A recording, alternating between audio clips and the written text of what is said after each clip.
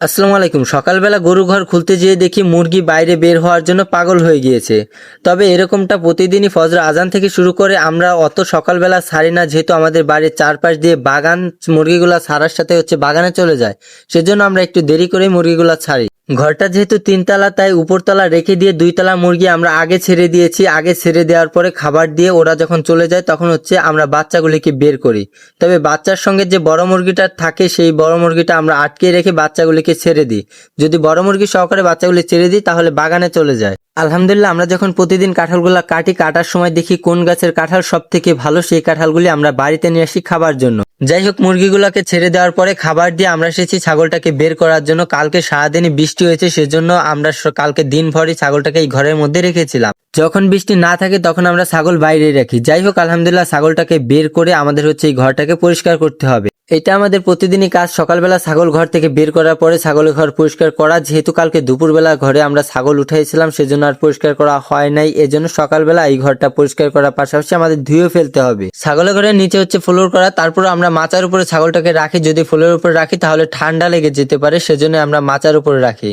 মাচার এক পাট উঠিয়ে আমরা মাচার উপরে প্রথমে পরিষ্কার করে নিলাম। এরপরে মাচার নিচে আমাদের পরিষ্কার করতে হবে, যেহেতু সব ময়লাই মাচার নিচে পড়ে যায়। মাচার নিচে যে পরিমাণ ময়লা হয়েছে সারাদিন না রাখলে এত ময়লা হয় না। যাই হোক, মাচার নিচে ময়লা পরিষ্কার করার পরে এখন ছাগলের মাচাটাকে আমাদের ধুয়ে ফেলতে হবে। মাচার উপরে সম্পূর্ণ অংশ ধোয়ার পরে এখন আমাদের ফ্লোরটাকে ধুয়ে ফেলতে হবে, যেহেতু সব ময়লা ফ্লোরের উপরে পড়ে। যদিও মাচা ধোয়ার যদি নাও প্রয়োজন পড়ে, তারপরেও আমাদের ফ্লোরটাকে ধুয়ে ফেলতে হবে। যাই হোক, আলহামদুলিল্লাহ, ছাগলের ঘরের কাজ সম্পূর্ণ শেষ করার পরে এখন আমরা আসছি গরুর ঘরে। গরুর গলায় যে দড়িটা থাকে ওইটা পরিবর্তন করার জন্য। গতকালকের আগের দিন গরুকে খাবার দেওয়ার সময় লক্ষ্য করলাম যে গরুর গলায় যে দড়িটা আছে ওটা নষ্ট হয়ে গিয়েছে। নতুন করে আবার আমাদের দড়ি দিতে হবে।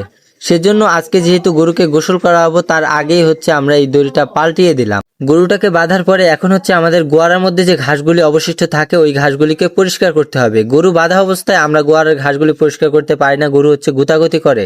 এজন্য আমি ঘাস পরিষ্কার করতেছি, আর ইমন পানি এনে ড্রাম ভর্তি করতেছে গরুকে গোসল করানোর জন্য। গরুর ঘরে গোয়ারাগুলি বানানোর সময় আমরা একটু ভুল করেছিলাম, পাশ দিয়ে ফাঁকা রেখে সেই ফাঁকার মধ্যে ঘাস চলে যায়। সেই ঘাসগুলি পরিষ্কার করতে আমাদের অনেকটাই কষ্ট হয়।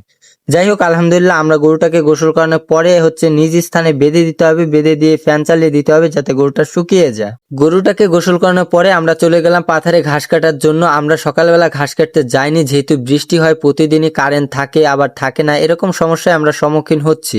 সেজন্য আগে গরুটাকে গোসল করিয়ে তারপরে পাথারে আসছি ঘাস কাটার জন্য।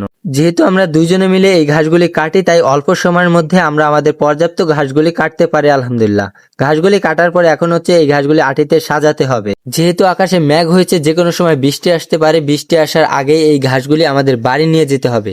ঘাসগুলি সম্পূর্ণ সাজানোর পরে আমরা রওনা দিয়েছি বাড়ির দিকে। আমাদের জন্য সবাই দোয়া করবেন। আসসালামু আলাইকুম রহমতুল্লাহ।